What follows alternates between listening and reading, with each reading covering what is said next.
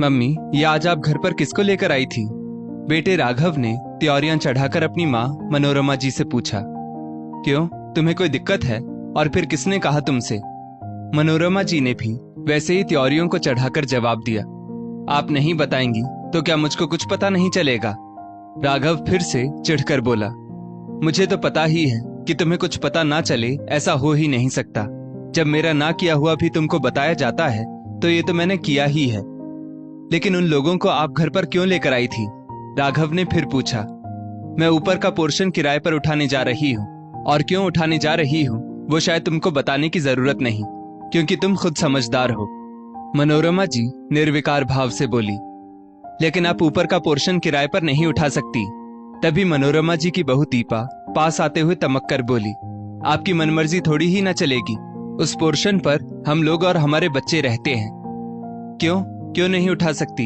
ये घर मेरा है। क्या मैं अपनी जिंदगी का इतना बड़ा फैसला भी नहीं ले सकती? जब कमाऊ बेटा होते हुए भी माँ बाप को हर चीज के लिए तरसना पड़े तो उससे ज्यादा शर्म की बात तो कोई हो ही नहीं सकती। तुम लोग अपना सारा सामान बांधो और अपने लिए कहीं और व्यवस्था करो। कोई भी व्यक्ति बेटे के होते ही फूला नहीं समाता कि उसका बुढ़ापा सुधर गया, लेकिन वो ये नहीं जानता कि बुढ़ापा सुधरने के बजाय और बिगड़ जाएगा। ये घर मेरे नाम है और मेरा जो जी चाहेगा उसके बारे में मैं खुद फैसला करूंगी। देखूं तो भला कौन मुझे रोकता है इस फैसले से। मनोरमा जी दृढ़ संकल्पित होकर बोली। बुढ़ापा खुद में ही एक बीमारी होता है। अब समय के साथ भावेश जी और मनोरमा जी बुजुर्ग हो चले थे।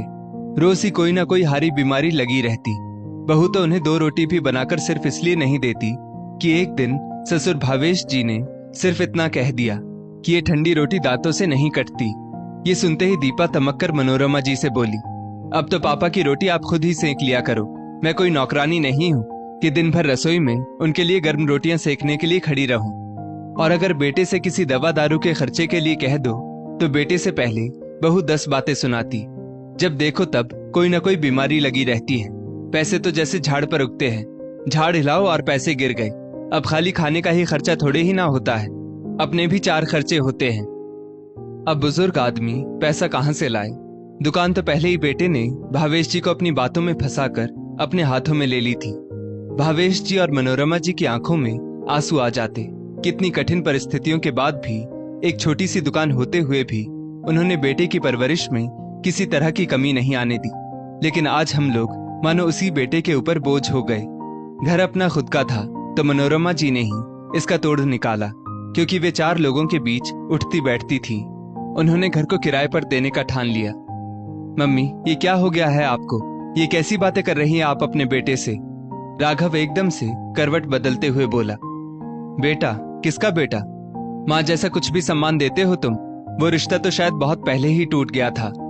मनोरमा जी बेरुखी से बोली, क्योंकि उन्होंने प्रण कर लिया था कि चाहे जितना भी राघव उनको भावुक करने की कोशिश करे, पर वो पिघलेंगी बिल्कुल भी नहीं। लेकिन जरा आप ये तो सोचिए कि आखिर हम लोग एकदम से जाएंगे कहाँ? अपना घर होते हुए भी आपके बेटा बहू भटके आपको अच्छा लगेगा? तभी राघव अपनी आवाज में नकली मुलायमियत लाकर बोला। किसका घर? तुम लोगों का कोई घर नहीं, ये मेरा घर है। और हाँ, अभी तो थोड़ी देर पहले बहुत ज्यादा तड़क रहे थे। अब तुम्हारी सारी हेकड़ी कहाँ गई? लगता है घर छोड़ने के नाम ने सारी हेकड़ी गायब कर दी। मनोरमा जी आज कुछ भी सुनने को जैसे तैयार ही नहीं थी। सॉरी मम्मी जी, हम लोगों से गलती हो गई। अब हम ऐसा कुछ भी नहीं करेंगे। प्लीज हमें माफ कर दीजिए। अब तो मनोरमा जी की बहू दीपा भी घड़ियाली आंसू बहाने लगी। मुझे नहीं पता कि तुम्हें कहाँ जाना है या कहाँ रहना है। मुझे तो बस 2-3 दिन में ये घर हर हालत में खाली चाहिए, क्योंकि मैंने ये फैसला कर लिया है और अब इस फैसले से मुझे कोई भी नहीं मोड़ सकता। मनोरमा जी ने स्पष्ट रूप से कहा। पापा, आप क्यों कुछ नहीं कह रहे मम्मी से? चुपचाप बैठे उनकी जातियों को देख रहे हैं। वो दोनों वहीं चुपचाप बैठे भावेश जी के पास आकर बोले। बेटा राघव, अब इस वक्त तुम्हें घर छोड़ने के नाम से सारे रिश्ते नाते याद आने लगे। जब बहू तड़ातड़ तुम्हारी मम्मी को जवाब देती है और मैं कुछ कहता हूँ, तब बहू मुझे भी 4 बातें सुनाने से बाज नहीं आती। उस वक्त तुम्हारे मुंह पर ताला क्यों लग जाता है? मैंने जरा सा कह दिया कि मेरे दांतों से ठंडी रोटी नहीं कटती, तो बुढ़ापे में सास को खड़ा कर दिया गया चूल्हे पर रोटी सेकने के लिए। जरा भी शर्म नहीं आई। इंसान औलाद पैदा करता है कि बुढ़ापे में उसको सिकी सिकाई रोटी मिलेगी, वो भी नहीं नसीब हुई। तुम्हारी माँ किसी खर्चे के लिए कहती है तो झाड़ पर पैसे उगते हैं क्या, ऐसा ताना दिया जाता है। जबकि बहू खूब खाए खर्चे, उससे कोई फर्क नहीं पड़ता तुम लोगों को। तुम दोनों ने ही हम लोगों के सीने छलनी कर दिए। कितना रोए हैं हम और मनोरमा एक दूसरे के कंधे पर सिर रखकर, लेकिन उन परिस्थितियों ने ही शायद हम लोगों के आंसू सुखा दिए।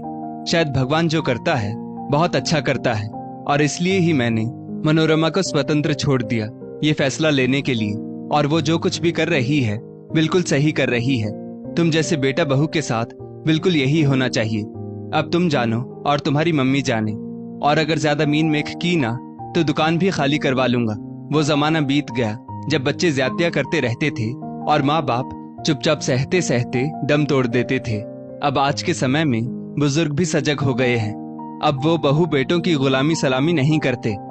भावेश जी गुस्से में बहुत ज्यादा भड़क कर बोले, क्योंकि दूध का जला छाछ भी फूंक फूंक कर पीता है। अब तो मरता क्या ना करता। उन लोगों को घर खाली करना पड़ गया, और उन लोगों के जाने के बाद दूसरे ही दिन किराएदार आ गए। और भावेश जी ने मनोरमा जी के फैसले का दिल से स्वागत किया, क्योंकि वो भी बेटे बहू के व्यवहार से बहुत ज्यादा आहत हो चुके थे। भावेश जी और मनोरमा जी ने चैन की सांस ली। कम से कम रोटी अपने हाथ की होगी, लेकिन सुकून की तो होगी। दोस्तों, इस स्टोरी को लेकर आपकी क्या राय है, नीचे कमेंट करके जरूर बताइएगा। और ऐसी ही और भी बेहतरीन वीडियोस के लिए हमारा पेज जरूर फॉलो करें। धन्यवाद।